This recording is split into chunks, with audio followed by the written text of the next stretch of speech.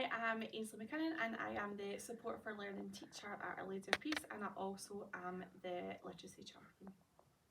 Hi, I'm Miss Byrne and I'm also the Support for Learning teacher in Our Lady of Peace, and I work with lots of different groups of children from all areas of the school, all age groups in school. And they are targeted children? They're targeted through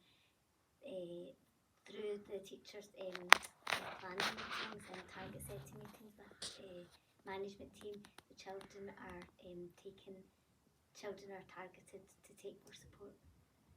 And do you want to talk about what we do for IDL? Yeah, so for IDL, the teachers let us know what children they think would benefit from IDL.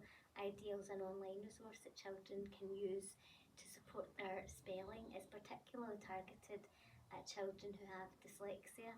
However, any children who have any difficulties with reading or writing are supported using IDL. It can also be used for children who have difficulty with numeracy. We've noticed a huge difference using IDL.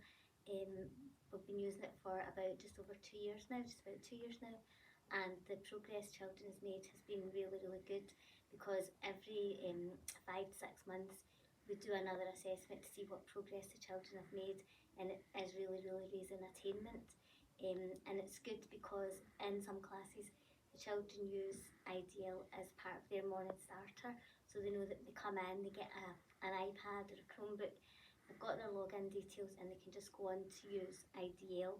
And that's good because some children who maybe don't have devices at home to use, they just use it in school. It can be used at home as part of the homework programme. However, it's part of the morning starter and the programme in class as well. Which is really important for us because it then is breaking down barriers to children who might not have access to internet at home, or they might not have a device, so it means that we are still supporting them very much using IDL, but we are giving them the space to do it in the school if they don't have and that. And it has really, really made a big difference in raising attainment. We've noticed a huge difference in many of the children who are consistently using it.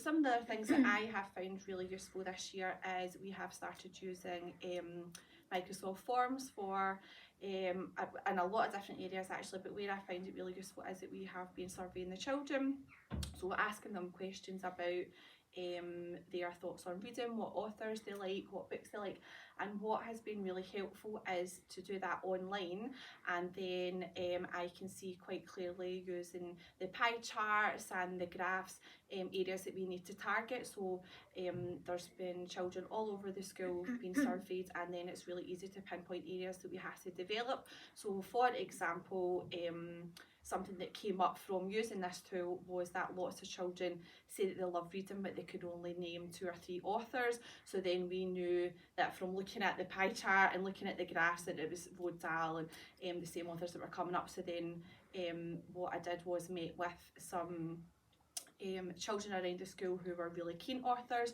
and we decided that all children should love reading, and they felt really encouraged to spread that joy of reading to the younger children. So what we did was created podcasts.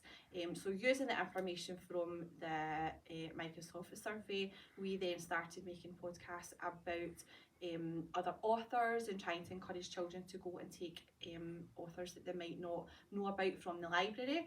So we downloaded a software package, and I was learning lots about it as well, and the children and I learned together how to create podcasts, and we have made 4 so far that have then been played to children that we targeted from the information I found out in the Microsoft survey to try and encourage them to pick up a book by an author that they might not have heard of before. This has been particularly successful in primary 4, particularly because there's children in primary 4 who are part of the library leaders group. So we've worked with primary 7 and primary 4 to then introduce some new authors, and the children have been invited along to the library after listening to the podcast, and we've had I look out for different authors that they've heard the older children talk about and they've been really interested, because it hasn't come from me, it hasn't come from their class teacher because they have to do it. It's come from older children who have used STEM to encourage and make younger children really excited about reading. And that's only in sort of the infancy of the project, but I would imagine carrying on again that could work through the school. Yeah, but I think actually I think it's helping them to then want to be encouraged, and they're more likely to listen to children of their own age, their peers, through an iPad or through some sort of online resource rather than just the teachers telling them. And this then has extended to the children creating videos using QR codes as well. So the children can go and use their iPad and scan the QR code and then watch a video or listen to a podcast to tell them more information about books or authors, which again is going to then lead into their interest in reading, and hopefully will have an impact on their reading ability as well if they're excited about it. So I would say that's all been really successful so far, and I would imagine continue to.